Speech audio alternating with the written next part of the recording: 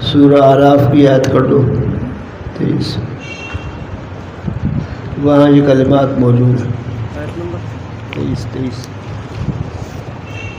20 اور 3۔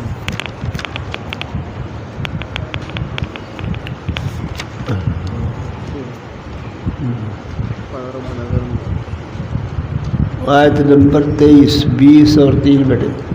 قالا ربنا ظلمنا انفسنا وان لم تغفر لنا وترحمنا لنكونن من الخاسرین۔ اعراف کی آیت نمبر 23 ہے۔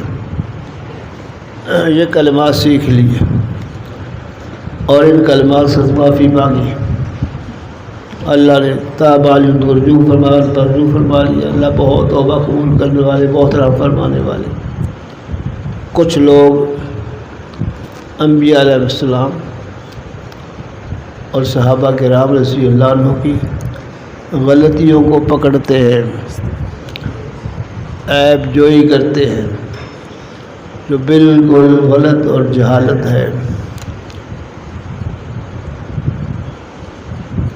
اول تو انبیاء سے کوئی گناہ سرزد ہوتا نہیں۔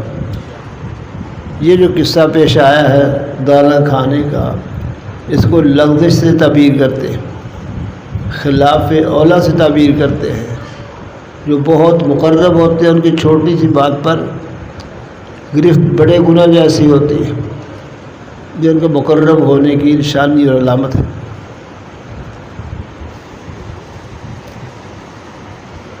ہم بیٹھ کے وزیر اعظم کو گالیاں دیتے رہے، کوئی نہیں پوچھتا۔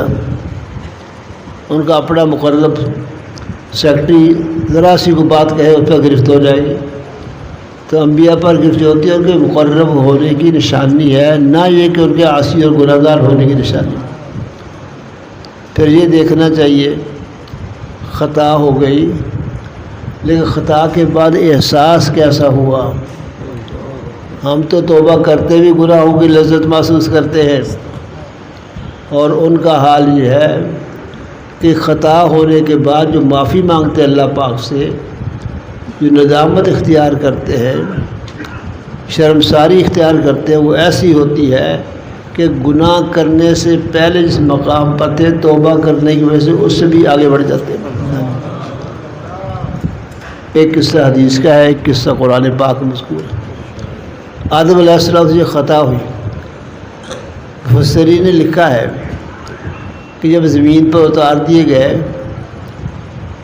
300 سال آدم علیہ السلام نے شرماتے ہوئے آسمانوں کی طرف منہ نہیں اٹھایا۔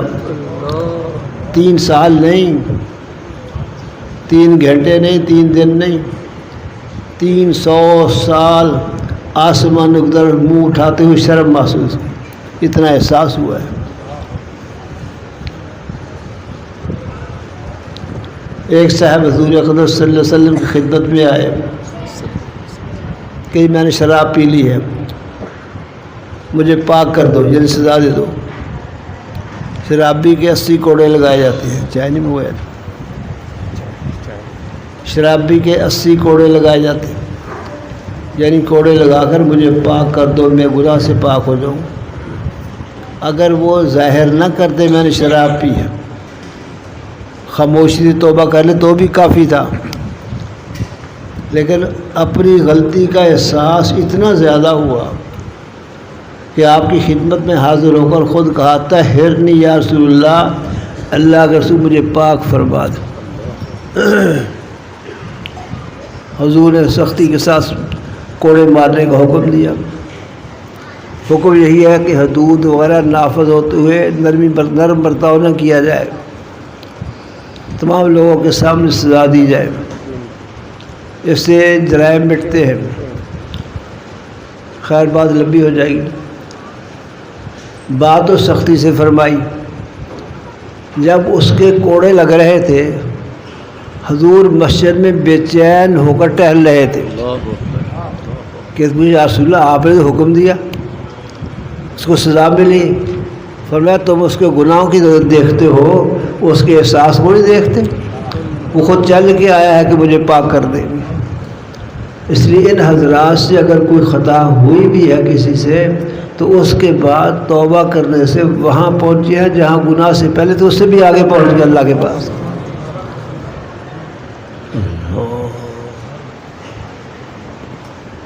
قُلْنَا اهْبِطُوا مِنْهَا جَمِيعًا، ہم نے کہا یہاں سے اتر جاؤ سارے. جمیعہ کا حکم دیا. جمیعہ تو جمع کے لیے ہوتا ہے. یہ تو کل دو تھے، ایک آدم تھے ایک حوا تھے.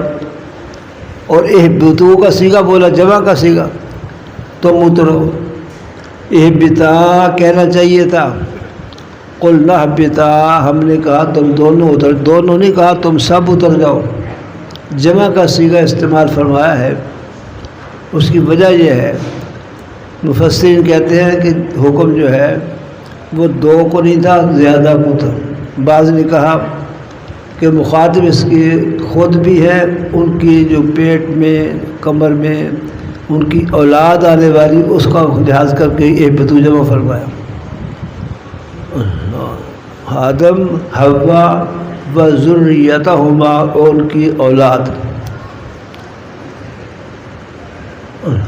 بہت سے اسلاف نے اس قول کو اختیار کیا ہے. نمبر 2، یہ ان دونوں کو حکم ہوا، اور تیسرا ابلیس تھا. اس لیے ابلیس کو بھی حکم دیا تو اتر جا، اس لیے اہبطوا کا صیغہ بولا. روح المعانی. نمبر 3، آدم علیہ السلام بھی اتارے گئے سرندیپ میں. حوا اتاری گئی جدہ میں. ابلیس اتارا گیا اعلیٰ میں. اور سانپ کو بھی اترنے کا حکم ہوا، اصبہان میں اترا گیا. تفسیر خازن. سانپ نے وسوسہ ڈالا، سانپ کی شکل میں آ کر وسوسہ ڈالا تھا آدم علیہ السلام اس دانے کھانے کا. ان چاروں کو گویا کو حکم ہوا اترنے کا، اس لیے اہبطوا جمع کا صیغہ بولا. تفسیر خازن. اللہ.